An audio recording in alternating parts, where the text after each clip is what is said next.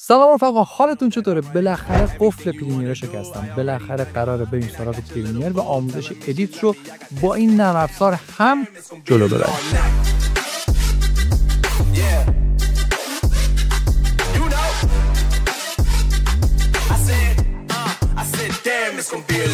نرم افزار ادیت خیلی زیادن، نه فیلمورا، داوینچی ریزالور، نمیدونم خیلی نرم افزار زیاده، ماشاءالله حد و حدود نداره. اما پریمیر پرو جزو اساسی ترین نرم افزارهای ادیته که هر کسی که میخواد ادیت یاد بگیره یا ادیت بکنه یا تولید محتوا بکنه بهتره که اونو یاد بگیره.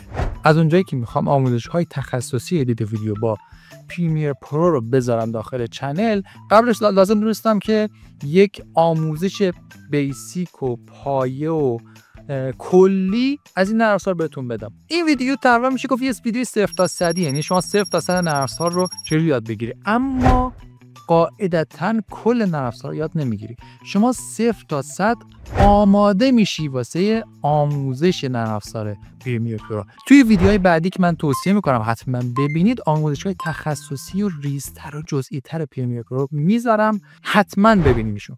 تو این ویدیو قراره بهتون بگم چجوری دانلودش کنید و تک تک اون قسمت‌های خاص و کلی نرم افزار رو بهتون توضیح بدم تا شما 100% آماده باشید واسه یک شروع طوفانی. پس بزن بریم. توی کاروم میزنید دانلود پریمیر پرو، هم اینتر میزنید.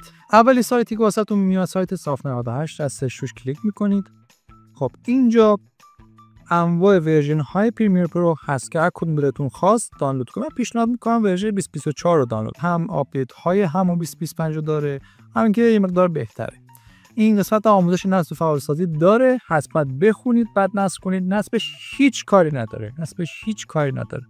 شما صرفا باید دانلود کنید و تمام نصب کنید. میره سراغ نرم افزار.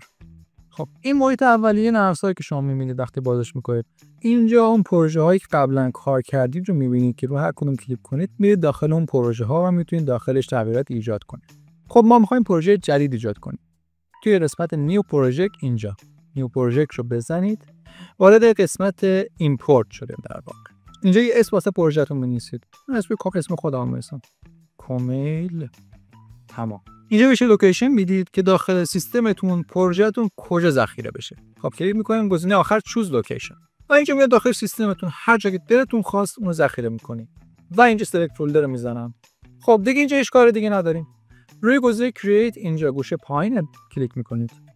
این محیط اصلی نرم افزاره. اصلاً نترسید. حالت عادی که میخواین ادیت کنید تقریبا میشه گفت با 50% اینها کار بره و این همه آپشن و این همه چیز میزی که اطراف میبینید و زیاده شما را نترسونه. قبل از اینکه سراغ ادامه کارمون بریم بعد یه نکته بهتون بگم که لازمه که منظم کار کنید. حالا منظم چیه منظورم؟ ما یه سری محتوا داریم. خب اینها که شامل این 5 تا ویدیو، این موزیک و یه دونه عکسه. ما این محتواهامون رو دسته‌بندی می‌کنیم داخل 3 تا پوشه. یک پوشه ویدیو که من با وی می‌نویسم، پوشه فوتو که با پی میزنم و پوشه میوزیک که با ام میزنم. فرقی نمی‌کنه، با هر اسمی که دوست داشتید. حالا واسه تو سوال شده که آقا من یه دونه عکس دارم، یه دونه موزیک دارم، چرا واقعا فولدر بسازم؟ ممکنه در طول ادیتتون در آینده موزیک جدید اضافه کنید، عکس جدید اضافه کنید. واسه اینکه کارتون نظم داشته باشه، با نظم برید جلو، به نظر من اینجوری برید جلو خیلی بهتره از همین اول. ویدیوها رو سلکت میکنم، میذارم داخل پوشه ویدیو، عکس رو داخل پوشه فوتو، موزیک رو هم داخل پوشه موزیک. حالا این 3 تا پوشه رو انتخاب میکنم، با موس میگیرم و میندازم اینجا. اگه دقت کنید اینجا نمیشه add your media, drag media here or import media to in. یعنی که مدیاتون اون محتوایی که میخواد رو بندازید اینجا. خب ما میندازیم و همین صورت تمام.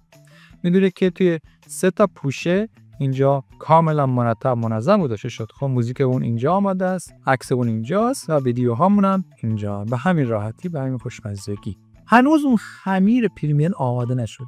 نیاز داره یک ذره دیگه به 49 مشت آماده بشه. چیکار باید بکنیم؟ بعد سکونس بسازیم یا سکانس بسازیم.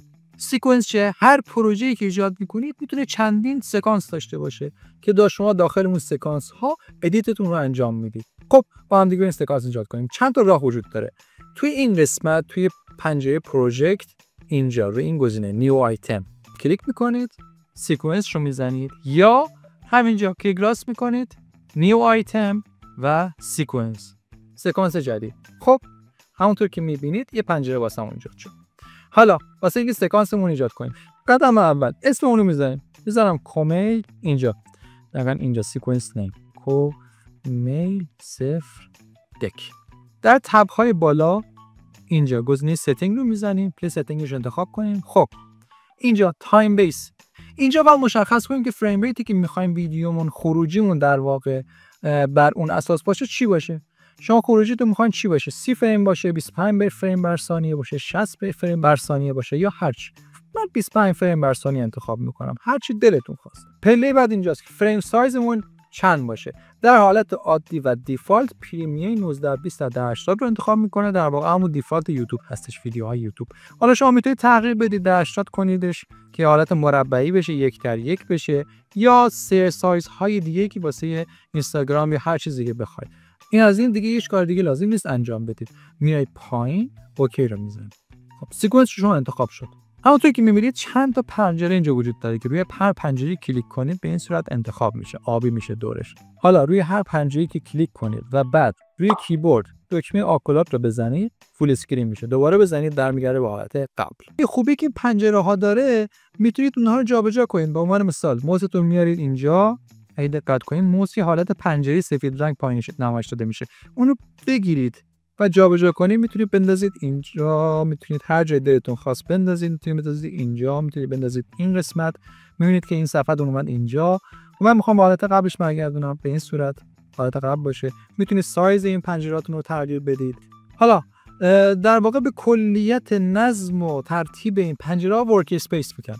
اینجا تو این گزینه ورک اسپیس داریم، شما میتونید انتخاب کنید و اون گزینه‌ای که میخواد بر اون اساس شما ادیت کنید رو انتخاب کنید. مثلا میخواید که توی رنگ ویدیوتون کار کنید، کالر رو میزنید، خب میبینید که تنظیمات رنگتون اینجا میاد. حالا میخواید برگردید به حالت قبل، میاد به حالت ادیتینگ، مثلا ادیتینگ رو انتخاب میکنید به همون صورت که شما داشتین ادیت میکردید. تایملاینتون اینجا، پریویو اینجا و پنجره‌های دیگه به این صورت. شما داخل هر کدوم از این پنجره‌ها میتونید انتخاب کنید و هر کدوم که نخواستید میتونید روش کلیک راست کنید، کلوز پنل بزنید و اون خارج میشه.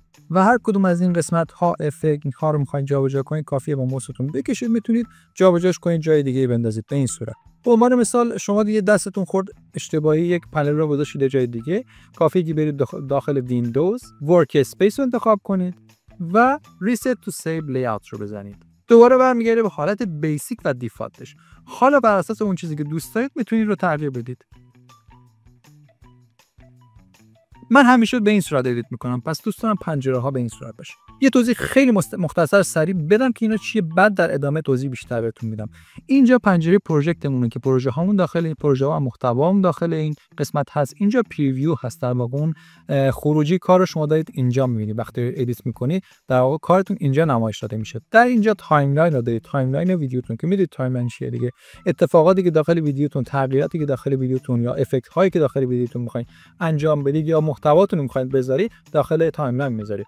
اینجا هم یه سری ابزارالات داریم. اینجا پنجره افکت کنترل که در واقع اون افکت هاتون رو داخل روی ویدیوتون اعمال میکنه. حالا بریم یک ویدیو یا محتوا اضافه کنیم به تایملاینمون. میاد داخل پوشه ویدیو و هر تعداد ویدیویی که خاصی رو انتخاب میکنید و به صورت میکشید داخل تایملاین. حالا روی کیبورد اگه روی اسپیس کلیک کنید ببینید که ویدیوتون پلی میشه. حالا آقا من میخوام مثلا یه ثانیه خاصی از اون ویدیوم رو بذارم، نمیخوام کلش بیاد داخل تایملاین. کافیه روی ویدیو اینجا هر ویدیویی که دلتون خواست دابل کلیک کنید، میبینید که اینجا اون ویدیوتون در حال پخشه. اینجا این یه پریویو از ویدیوتون داخل اون قسمت محتواها، داخل قسمت پروژکت نشون میده، پروژه اصلیتون نیست، یه پیشنمایش از ویدیوتون هست. حالا به عنوان مثال من میخوام این قسمت از اینجا شروع بشه و این قسمت رو میخوام. خب کافیه اینجا روی کیبوردم دکمه آی رو بزنم، بیام اینجا دکمه او رو بزنم. حالا کافیه همین تصویرمو موسم بیام روی تصویر به این صورت بکشم اینجا. میبینید که فقط همین قسمت اومد. دقت کنید همین قسمت داخل پروژه اضافه شد. ویدیویی که شما، محتوایی که داخل تایملاین گذاشتید، اگه موستون رو ببرید کنار اون می‌بینید که به این صورت قرمز میشه. میتونید رو جابجا کنید تا این قسمت مثلا میخوام، این قسمت رو میخوام. بعد میتونید با موس جابجاش کنید، بکشونید به این سمت. شما میتونید یه تغییرات خاصی، یه کات‌های خاصی روی ویدیوتون بزنید. بریم سراغ پنجره پروژکت. اینجا محتواهای موجود داره، ویدیو، عکس، موزیک، هر چی. خب پایین شما میتونید اون پیشنمایشی از اون محتواتون رو ببینید. آیکون ویو رو میزنید، به این صورت میبینید که گوشه‌هاتون به این صورت بزرگ دیده میشه. اگه داخل من پروژه ویو رو دابل کلیک کنم، میبینید که ویدیوهام به این صورت دیده میشه. خب و موسم اگه نگه دارم میتونم اون ویدیوهام رو از ابتدا تا انتها به صورت یه پیشنمایش ببینم. میخوام برگردم به حالت قبل، اینجا میزنم به این صورت که برمیگرده به پوشه قبل و اینجا میتونم انتخاب کنم که به حالت لیست ویو در بیاد. پنجره پروگرام پنجره‌ای هستش که در واقع خروجی کار شما رو داره نشون میده. اون ادیتی که دارید انجام میدید رو دارید اینجا تو این پنجره میبینید. هیچ چیز خاصی دیگه نداره. اسپیس رو بزنید، همون ویدیوتون در حال پخش میشه. این قسمت هم تایملاین شما هست که موستون رو اگه روی این قرار بدید و بگیرید و بکشید، میبینید که توی تایملاینتون میتونید ریز بشید و جزئیات و فریم های اون ویدیوتون رو ببینید و جابجا بشید داخلش. خب من موزیکمو اد کنم داخل تایملاین به این صورت. خب تایمرتون شامل چندین ترک میشه که مشخص هستش و این ترک بندی ها جدا شده در این قسمت که ترک های پایین در واقع اون قسمت صوتی و صدای ویدیوتون رو تشکیل میده و ترک های بالایی از این قسمت به بالا اون در واقع محتوای تصویریتون رو نشون میده. روی ترک های تصویری رو که ویدیو و تصویرتون قرار میگیره یک سری المان هست. اینجا چشم هست، اگه روش کلیک کنید در واقع اون هر چی محتوا داخل این ترک دارید دیگه دیده نمیشه. یه علامت قفل دارید که روش کلیک کنید دیگه هیچ تغییری روی اون ترک نمیتونید انجام بده، هر چی کلیک کنید انتخاب نمیشه. توی ترک موسیقی هم همین رو داره، یک گزینه قفل داریم یا انتخاب کنید، اون دیگه تغییراتی روش نمیتونید اعمال کنیم. اینجا یه گزینه M داریم و یه گزینه S. اگر روی گزینه M روش کلیک کنم به این صورت هستش که در واقع هر چی محتوای صوتی داریم داخل این ترکمون میوت میشه، بی صدا میشه. اگر روی گزینه S کلیک کنم فقط و فقط از بین تمام ترک هایی که ما موسیقی داریم، آهنگ داریم، فقط این ترکی که گزینه S روشن هستش انتخاب میشه، سولو ترک. و گزینه رکورد که روش کلیک کنید گوشتون رو رکورد میکنه. اینجا هم یک سری جعبه ابزار داریم که به صورت دیفالت گزینه اول سلکت تول انتخاب شده. اگه روی کیبوردتون روی دکمه V کلیک کنید انتخاب میشه. و گزینه‌های مختلف داریم. ریزر تول داریم، اگه روش کلیک کنید میتونید کات کنید ویدیوتون رو به این صورت، کات‌های مختلف روش میتونید بزنید. و تایپ تول که در واقع شما تکستتون رو میتونید داخل ویدیوتون اضافه کنید که در ادامه بهتون توضیح بیشتر میدم. هر جا که گیر کردید دکمه V رو روی کیبوردتون بزنید تا سلکت تول فعال بشه. حالا سلکت تول فعاله، من محتوام رو کلیک میکنم که انتخاب بشه، مثلا این ویدیوم رو انتخاب میکنم. در اینجا پنل افکت کنترل انتخاب میکنم. اساسی ترین پنجره شما داخل پریمیر پرو افکت کنترل هستش. تمام تغییراتی که میخواید روی ویدیوتون اعمال کنید اینجا اعمال میشه. تو این قسمت بیاین گزینه‌ها رو با هم دیگه مرور کنیم. گزینه پوزیشن، اگه موستون رو روی اینجا قرار بدید موستون به این حالت در بیاد که چپ کنید و نگه دارید به این صورت میتونید جابجا کنید. و همونطور که داخل پنجره پریویو میبینید که ویدیوم تا این راستا در راستای افقی جابجا میشه. حالا گزینه بعدی رو انتخاب کنم در راستای حساب عمودی اینجوری به این صورت جابجا میشه. حالا گزینه بعدی اسکیل هست، در واقع همون زوم میکنه روی تصویرمون. حالا اگر خواستیم به همون حالت اولیه برگرده روی اینجا روی گزینه ریست کلیک میکنه به این صورت. گزینه بعدی روتیشنه که میچرخه محتواتون، ویدیوتون میچرخه هر مقدار که بخواید. خب اینجا میبینید که ویدیویی که اد کردیم قابش یا اندازش هم اندازه پروژمون نیست. کافیه تو این قسمت روی اسکیل کلیک کنید، ماوستون رو جابجا کنید به این صورت ویدیوتون آماده میشه و در این اندازه میشه. حالا اگه برم جلوتر میبینم که ادامه ویدیویی که حالا کات زدم اشتباهی دوباره اون اتفاق افتاده و قابش اندازه نیست. کافیه برم دوباره سراغ هم ویدیوی اولی، روی اینجا روی گزینه موشن کلیک کنم تا این محتوا رو، این تغییراتی که توی این قسمت واسه این ویدیو اعمال کردم رو کپی کنم. کافیه اینجا کلیک کنم و کنترل C رو بزنم، کپی میشه. میام روی این ویدیو اینجا که میخوام تغییرات روش اعمال بشه کنترل V میزنم و به همین صورت این تغییرات روش اعمال میشه. گزینه بعدی اوپاسیتی هستش که اگه ماوس رو نگهداری برق جابجا کنید در واقع اون اوپاسیتی ویدیو رو تغییر میکنه. گزینه بعدی اسپید هستش که بذارید داخل تایملاین بهتون توضیح بدم. به عنوان مثال میخوام که این ویدیوم سرعتش بیشتر بشه، کافیه روی ویدیو کلیک راست کنم به این صورت، گزینه اسپید اند دیوریشن رو بزنم. خب به عنوان مثلا 500% میکنه. خب ببینیم با هم دیگه. میبینید که سرعت ویدیومون بیشتر شد. حالا میخوام علاوه بر اینکه سرعتش بیشتر میشه ریورس هم بشه یا برعکس بشه. کافیه که تو همون کلیک راست کنید اسپید دیوریشن رو بزنید، ریورس رو هم انتخاب کنید، ریورس اسپید. اوکی. حالا با هم دیگه ببینیم. میبینید که برمیگرده آقا به این صورت. گزینه بعدی ریزر تول هست. اگه روش کلیک کنید میتونید اون محتواتون رو کات کنید. جای مختلفی که از اون محتواتون هست رو میتونید کات کنید به این صورت. حالا به عنوان مثال من میخوام چند تا قسمتی که انتخاب کردم رو حذف کنم. کافیه که شیفت رو بگیرم، این انتخاب کنم، این رو انتخاب کنم و اینم که انتخاب شده و دیلیت رو بزنم، حذف میشن و میتونیم مابقی قسمت‌ها رو با هم دیگه بچسبونیم. حالا به جای اینکه شما در واقع دیلیت کنید و دوباره اون ویدیوهای بعدی رو بچسبونید به ویدیوی قبلیه، کافیه که این چند تایی که میخواید انتخاب بشه و حذف بشه رو انتخاب کنید و شیفت دیلیت بزنید. به این صورت دیگه لازم نیست یک ساعت شما محتوای بعدی رو بیایید بچسبونید به قبلی. خود اون محتوا هم دیگه میچسبه. هر جایی که داخل ویدیوتون گیر کردید، مشکلی باشد واسهتون ایجاد شد، هم کنترل زد بزنید برمیگرده بالا تا عادی. توی تایملاین هم شما یه سری تغییراتی میتونید بدید داخل اون ترک هاتون. اگه ماوستون رو بین هر ترک قرار بدید میبینید که به این حالت در بیاد. میتونید ترکتون رو بزرگتر و کوچکتر کنید به این صورت. اگه تایملاینتون رو انتخاب کنید و با ماوس اسکرول کنید به این صورت میبینید که بین اون تایملاینتون میتونید جابجا بشید. حالا دکمه آلت روی کیبوردتون رو بگیرید و با ماوس اسکرول کنید. روی محتواتون روی تایملاینتون شما زوم میکنید. خب بخوام بین این ویدیو اولی و بین این ویدیو دومی که اینجوری به هم جامپ میزنه و انتقال پیدا میکنه یک ترانزیشن اعمال کنم. کافیه برم توی این پنجره پروژکتم، تو اینجا توی پنل افکت کلیک کنم و اینجا تمام افکت های من اینجا قرار داره. تو اینجا ویدیو ترانزیشن انتخاب کنم و یک کدوم از این پوشه ها رو باز کنم. تمام ترانزیشن هایی که داخل پریمیر به صورت دیفالت هست اینجا قرار داره. به عنوان مثال پوشه رو انتخاب میکنم و این ترانزیشن رو میخوام اعمال کنم. میکشمش و میندازمش بین دو تا ویدیو به این صورت. حالا با هم دیگه ببینیم ویدیو رو. حالا میخوایم به عنوان مثال دیوریشن اون ترانزیشن رو تغییر بدیم. کافیه که ماوس رو اطرافش نگه داریم، به این صورت میتونیم جابجا کنیم، کوچیک و بزرگش کنیم. اگر روش دابل کلیک کنید میتونید دیوریشنش رو به این صورت تغییر بدید. یا توی این قسمت توی منوی افکت کنترل دوباره اینجا اون دیوریشن یا مدت زمانش رو تغییر بدید. خب همونطور که میبینید من یک موزیک اد کردم به پروژم که این هستش. حالا میخوام به عنوان مثال ولومش رو کم و زیاد کنم. کافیه که یک راه حل اول داخل همین تایملاینتون روی موزیکمون یه خط سیاه اینجا دیده میشه. کافیه که ماوس رو روش نگه داریم و بالا پایین کنیم. میبینید که ولومش کم و زیاد میشه. الان گوش بدین. خب حالا میخوام ولومش رو کم کنم. به این صورت کم میشه. راه حل دومی که روی موزیکمون کلیک کنیم و در قسمت بالا توی قسمت افکت کنترل توی این قسمت گزینه لول اینجا میتونیم ولومش رو کم و زیاد کنیم. مثلا من میارم بالاتر، مثلا روی مثلا 2 قرارش میدم، میبینید که اینجا هم تغییر کرد. مثلا من میخوام که از اینجا این موزیک پخش بشه.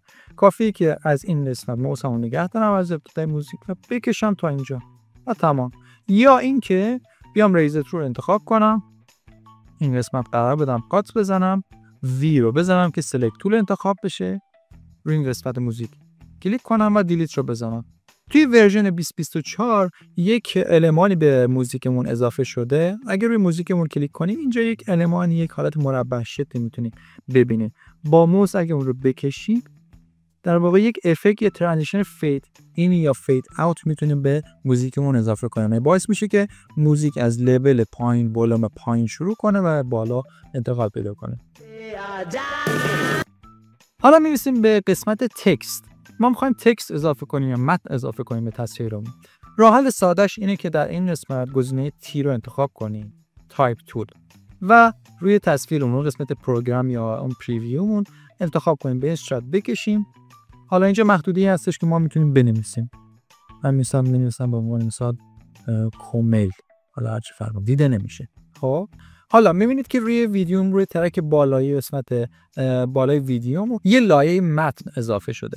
اگه من بر روش کلیک کنم توی این قسمت توی افکت کنترل تنظیمات تکست من میاد. اینجا میبینید که تکست من اینجا نشون داده میشه. این زبونا رو اگه باز کنم تنظیمات متن من نشون داده میشه.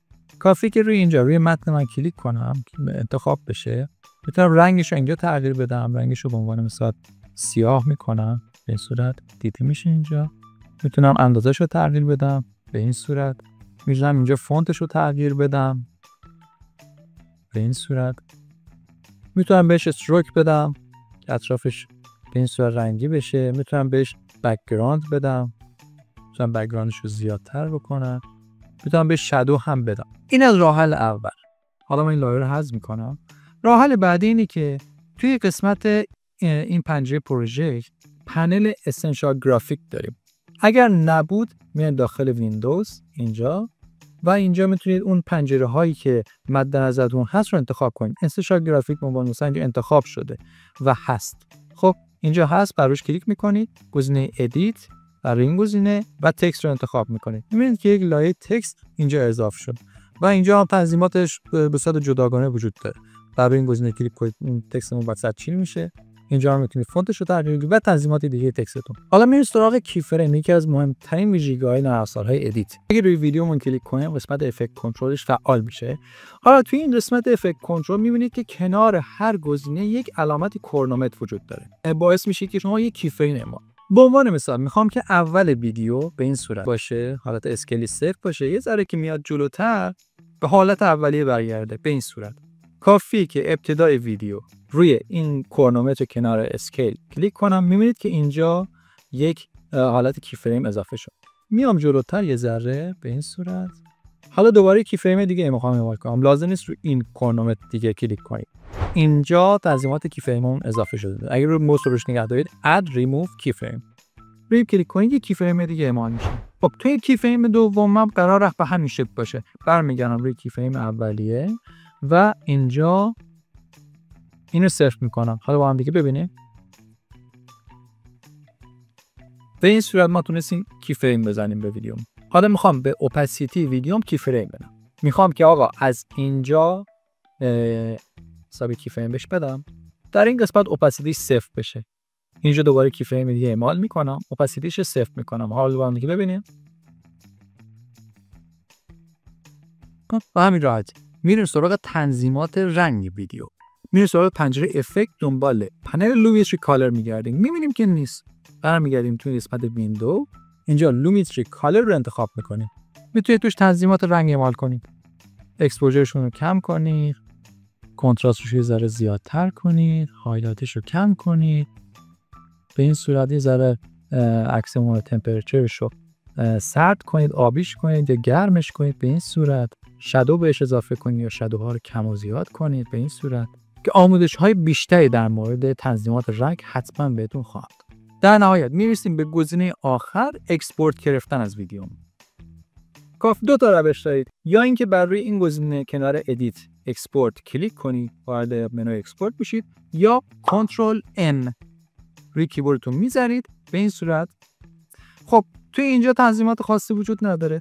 در اینجا اسم اون فایلتون هست که خروجیتون به چه اسمی باشه که میتونید هر اسمی دلتون خواست بذارید. اینجا لوکیشنی هست که اون خروجیتون در واقع قرار ذخیره بشه. میتونید انتخاب کنید هر جای دلتون خواست، هر پوشه که دلتون خواست رو انتخاب کنید، هر جایی که دلتون خواست اون ویدیو ذخیره میشه. تو اینجا میتونید فرمت اون ویدیومون رو تغییر بدیم. معمولاً به صورت دیفالت H264 هست واسه ویدیوهای یوتیوب، واسه اینستاگرام، واسه هر جایی که شما استفاده میکنید. معمولاً این فرمت بهترین گزینه است. اگه بر روی گزینه MP3 کلیک کنید در واقع وایس ویدیوتون رو خروجی میگیرید. حالا بر روی گزینه H264 انتخاب میکنید، فرمت ویدیو مثلا دیفالت همین هست، تغییر دیگه لازم نیست انجام بدید. اینجا میتونید کیفیت تصویرتون رو تغییر بدید. میتونید میدیوم بیت ریت باشه، لو بیت ریت باشه. در سطح راست هم شما مشخصات خروجی ویدیوتون رو دارید. این قسمت اوتپوت که نشون میده خروجیتون چه مشخصاتی داره. فرمتش H264، رزولوشنش 1920x1080، فریم ریتش هم 25 فریم بر ثانیه است و در اینجا هم سایز ویدیوتون رو نشون میده 54 مگ. و در نهایت بر روی گزینه اکسپورت اگه کلیک کنید ویدیوتون اکسپورت گرفته میشه. خب اینم از آموزش بیسیک پریمیر پرو. توصیه میکنم که این ویدیو رو چند بار ببین، آموزش رو مرور کن تا به اون بیسیک، به اون پایه و اون اساس آموزش پریمیر پرو تسلط پیدا کنی که آموزش‌های بعدی تو راهه. امیدوارم که از این ویدیو لذت برده باشی. لایک و کامنت و سابسکرایب یاد نره. توی کامنت‌ها بهم بگو چه آموزش‌هایی دوست داری بهت یاد بدم از پریمیر پرو، چه سوال‌هایی داری. حتما داخل کامنت‌ها بهم بگو، همشون جواب میدم. بوس به کلت. فعلا.